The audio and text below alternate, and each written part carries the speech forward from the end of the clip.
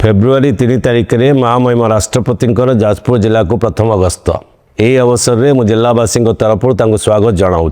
आसंता काली 9:30 आम समस्ते प्रोटोकॉल और रीति परंपरा मुताबक प्रत्यक्ष स्वागत संबर्धना देवा।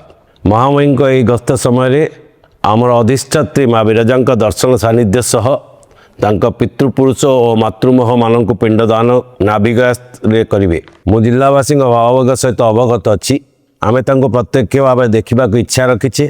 अनेक साक्षात करने को चाहते आमको किंतु मन रखा होकर गस्तर मूल लक्ष्य आम अधिष्ठात्री दर्शन सहित पूर्वपुरुषों को पिंडदान। तेणु तर आत्मसंतोष आम खुशी और लक्ष्य रहा उचित। प्रोटोकॉल और सुरक्षा व्यवस्था हुए आम समस्त को प्रत्यक्ष साक्षात एवं यही प्रतिकृत मुहूर्त को साक्षी रही अवसर न दे पारे, किंतु सोशल मीडिया और अन्य गणमाध्यम आपण निश्चय विषय अवगत हेबे।